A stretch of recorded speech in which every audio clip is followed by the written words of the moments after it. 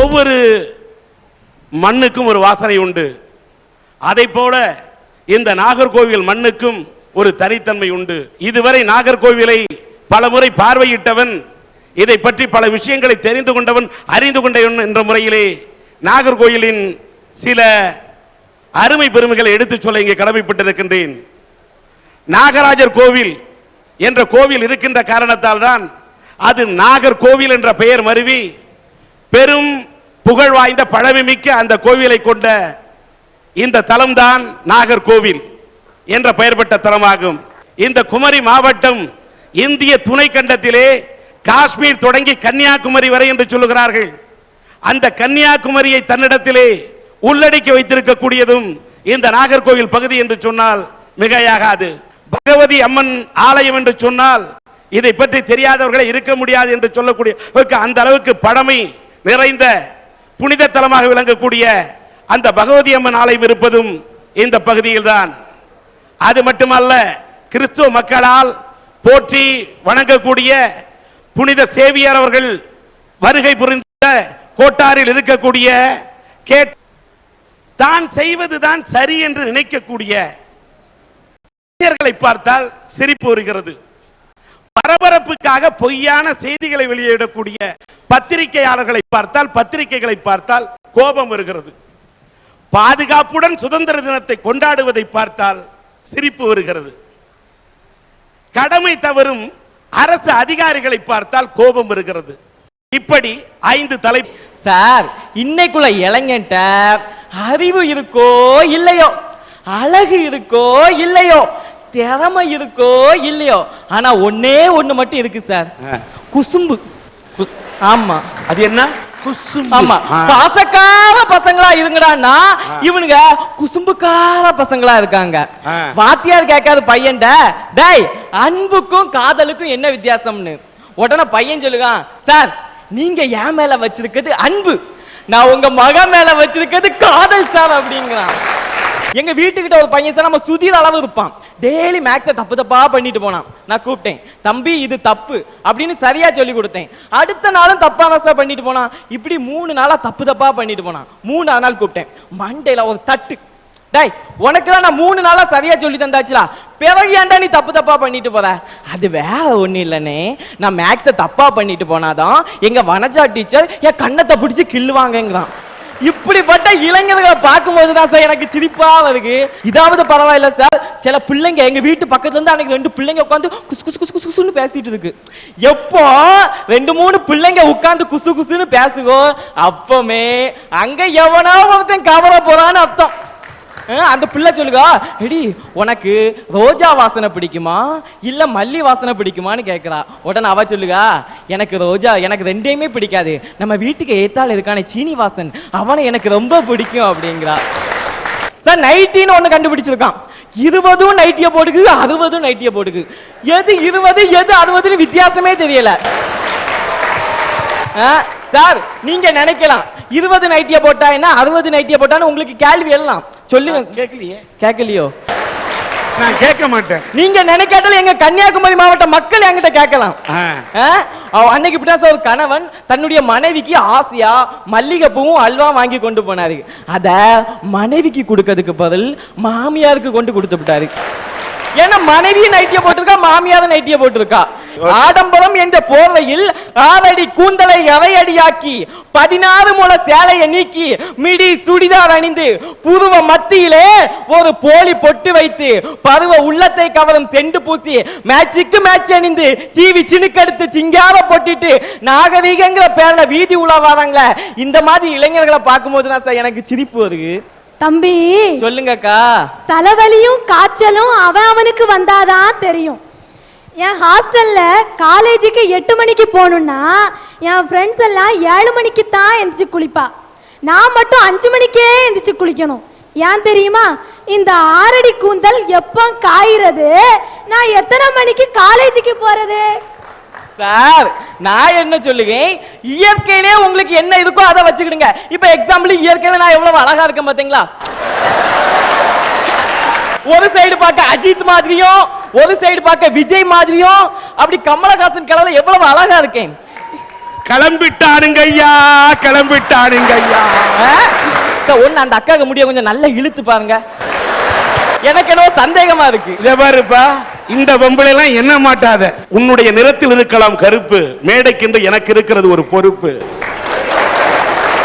ஐயா, ஒவ்வொரு கடவுளுக்கும் ஒரு வாகனம் இருக்குதுங்கய்யா. ஒரு கடவுளோட வாகனம் மயில், ஒரு கடவுளோட வாகனம் எலி, இன்னொரு கடவுளோட வாகனம் புலி. ஓகே ஐயா, எருமை கூட ஒரு கடவுளுக்கு வாகனமா இருக்குதுங்கய்யா. ஆனா இந்த பாழா போன மனுஷன் எந்த கடவுளுக்காவது வாகனமா இருக்கானா ஐயா? இல்ல.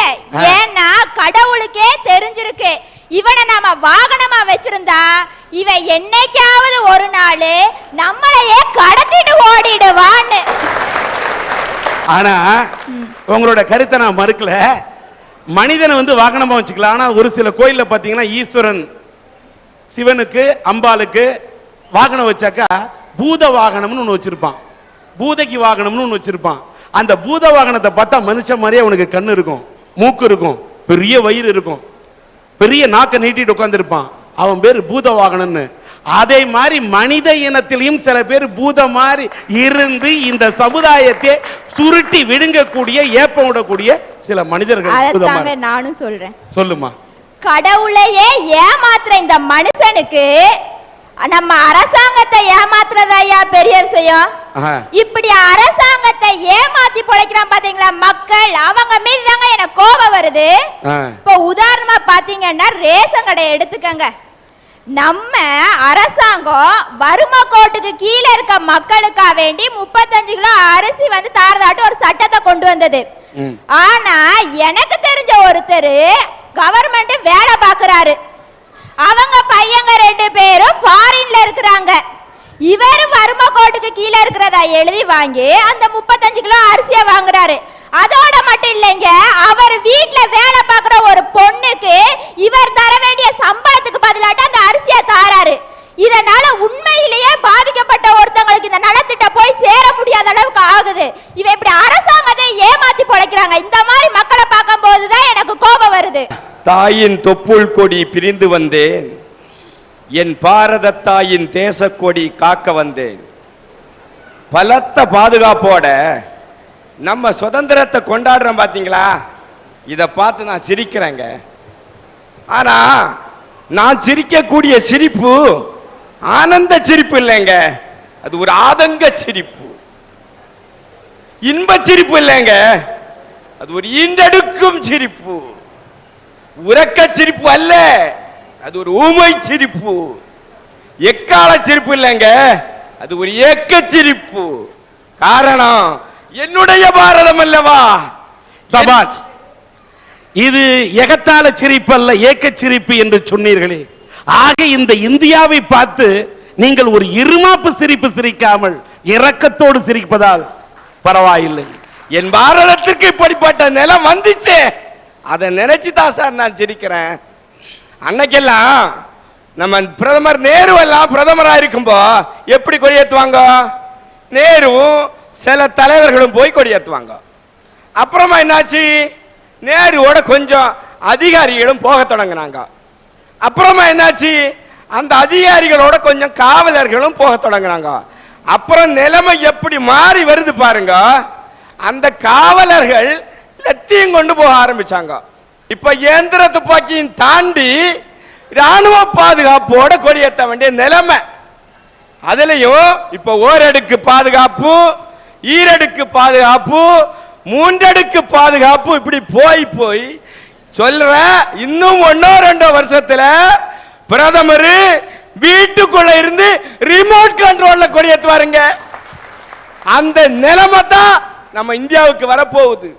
அப்படிப்பட்ட நிலைமை வந்துச்சு, அதனால தான் நான் சிரிக்கிறேன். அப்படிப்பட்ட நிலைமை வந்ததற்காக சிரிக்க கூடாது, ஏன் இந்த நிலை என்று சிந்திக்க வேண்டும் என்பது மட்டுமே அரட்டை அரங்கத்துடைய தலையாய கடமையாக இருக்கும். அப்போ இங்கிலாந்தினுடைய பிரதமர் சர்ச்சில், வின்ஸ்டன் சர்ச்சில் நம்ம நேருவுக்கு ஒரு தந்தி கொடுத்தாருங்க. எப்படி கொடுத்தாருன்னு தெரியுமா? ஆண்டாண்டு காலமாக எங்களின் விரோதியாக அந்நியனாக இருந்த காந்திய கொல்லணும்னு நாங்க நினைக்கலங்க. ஆனா உங்க நாட்டில் உள்ள மதவாதம் ஒரு வருஷத்துக்குள்ள அவரை கொண்டு போட்டு என்ன தந்தி கொடுத்தாங்க. அந்த தீவிரவாதமும் மதவாதமும் தானங்க நம்ம நாட்டில் இந்த அளவுக்கு பாதுகாப்பற்ற சூழ்நிலை உருவாக்கிச்சிங்க. ஐயா ஒரு நிமிஷம் கேளுங்க. நம்ம இந்தியாவை மட்டும் சொல்றீங்களே ஐயா, சுதந்திர தினத்தை இந்த உலகத்துல உள்ள எல்லா நாடுமே பாதுகாப்போட தானே ஐயா கொண்டாடிட்டு இருக்கு. ஆமா, சரியான கேள்வி தாங்க. அவங்க கேட்டது சரிதான். உலகத்துல மற்றுள்ள நாட்டோட நாம பாதுகாப்பு நம்ம கொடுக்கறாங்க. ஆனா ஒண்ணு நாம அறிவிச்சிருக்கிறோம், உலகத்திலேயே பெரிய ஜனநாயக நாடு இந்தியான்னு சொல்லி இருக்கிறோம், டெமோக்ராட்டிக் கண்ட்ரின்னு அறிவிச்சிருக்கிறோம். ஆனா அரபு நாடெல்லாம் அப்படி இல்லைங்க. அங்க மன்னராட்சி நடக்குது, நிறைய நாட்டுல ராணுவ ஆட்சி நடக்குது, அவங்க எல்லாம் பாதுகாப்பு கொடுக்கலாம். ஆனா நாம அஹிம்சையை சொல்லிட்டு டெமோக்ராட்டிக் கண்ட்ரின்னு சொல்லிக்கிட்டு இதை செய்யறமே, அதை நினைச்சு தாங்க நான் வேதனைப்படுறேன், வேதனையோடு சிரிக்கிறேன். மாசில் வீணையும் மாலை மதியமும் வீசு தென்றலும் வீங்கில வேணிதில் மூசு வண்டரை பொய்கையும் போன்றது ஈசன் எந்த இணையடி நிழலே. என்னடா ஒரு இஸ்லாமிய ஈசனை பத்தி பாடுறானு பாக்குறீங்களா? சின்ன வயசுல பள்ளிக்கூடத்துல சிவபெருமான பத்தி படிச்ச அருமையான பாட்டு இப்பவும் என் மனசுல அப்படியே பதிஞ்சிருக்கியா. அதிகால நேரத்துல அம்மன் கோயில இருந்து வருமே, கௌசல்யா சுப்ரஜா ராம பூர்வா சந்தியா பிரவத்ததே அப்படிங்கிற அருமையான சுப்பிரபாதம். இந்த பக்கம் மாதா கோயில இருந்து பரலோகத்தில் இருக்கும் எமது பிதாவே உமது நாமம் அர்ச்சிக்கப்படுவதாக அப்படிங்கிற வருமே ஒரு தேவ ஓசையும், பக்கத்து பள்ளிவாசல்ல இருந்து அல்லாஹு அக்பர் அல்லாஹு அக்பர் அல்லாஹு அக்பர் அல்லாஹு அக்பர் அப்படிங்கிற அருமையான பாங்கோசையும், இந்த மாதிரி 3 மதங்களோட குரலையும் கேட்டு அதிகாலையில கண்விழிக்க கூடிய பெருமை இந்த உலகத்திலே நம்ம இந்தியனுக்கு மட்டும்தாயா உண்டு அப்படிங்கிற பெருமித உணர்வோட நெஞ்சு நிறைஞ்ச பூரி இன்னைக்குள்ள பத்திரிகையை படிக்கலான்னு அப்படியே விரிச்சு பார்த்தா, ஒரு பக்கம் நாம கடவுளா மதிக்கக்கூடிய ஒரு மகானோட படமும், இன்னொரு பக்கத்துல படு கவர்ச்சியான ஒரு நடிகையோட படத்தையும் போட்டு இந்த 2 பக்கத்தையும் இணைத்து பாருங்கள் அப்படின்னு ஒரு மேட்டர் போடுறாங்க கீழே. அதை அப்படி இணைச்சு பார்த்தா அந்த மகானோட கையில இந்த கவர்ச்சி நடிகை அப்படியே யாரு ஒய்யாரமா உட்கார்ந்து இருக்கிறது மாதிரி ஒரு தோற்றம் வருதியா. இந்த மாதிரி கீழ்த்தரமான எண்ணம் கொண்ட ஒரு சில பத்திரிகைகளை பார்த்தாதான் எனக்கு கோவம் வருது. ஐயா, குடிப்பழக்கம் உடம்புக்கு நல்லதா கெட்டதா? என்ன கேட்டா கெட்டதுன்னு தான் சொல்லுவேன். எல்லாத்துக்குமே அதுவும் தெரியும். ஆனா இன்னைக்கு குடிக்கிறதுக்கு கூட நம்மால் கொடுக்குறான் பாருங்கயா ஒரு விளக்கம். டாக்டருக்கு படிக்காமலே டாக்டர் பட்டம் வாங்குறது யாருன்னு கேட்டா அது நம்மால் தான்.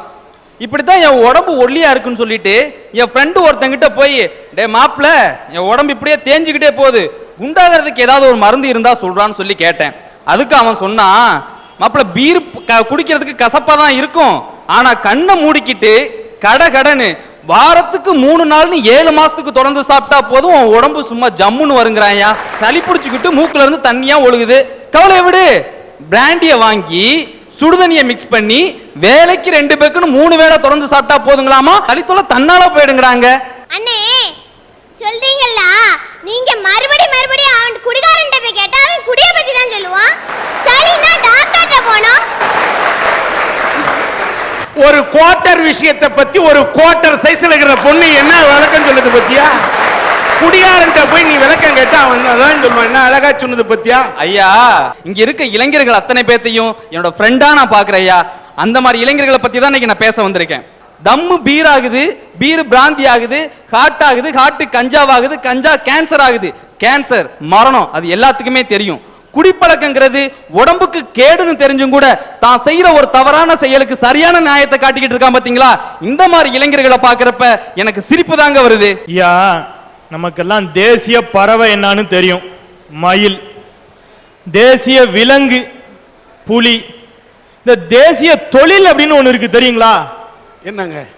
பிறந்ததுல இருந்தே அரசாங்கத்தை ஏமாத்தி ஏமாத்தி ஏமாத்தி ஏமாத்தி அரசாங்கத்தை ஏமாத்துறது தான் இந்த நாட்டோட தேசிய தொழிலாக ஆக்கிட்டான் பாத்தீங்களா. அவனை நினைச்சுதான் எனக்கு கோபமா வருது. ஐயா, ஒரு 60 ஆண்டுகளுக்கு முன்னாடி தாழ்த்தப்பட்ட, ஒடுக்கப்பட்ட, மிக மிக மிக பிற்படுத்தப்பட்ட சமுதாயத்தில் இருக்கக்கூடிய மக்கள்லாம் போராடினா எங்களை உயர்ந்த நிலைக்கு வர வேண்டும், நாங்க உயர்ந்த ஜாதி ஆகணும், நாங்க சமூகத்தில் உயர்ந்த அந்தஸ்துக்கு வரணும்னு போராடினா. இன்னைக்கு அவ்வளவு பேரும் போராடுறான். என்ன தெரியுமா?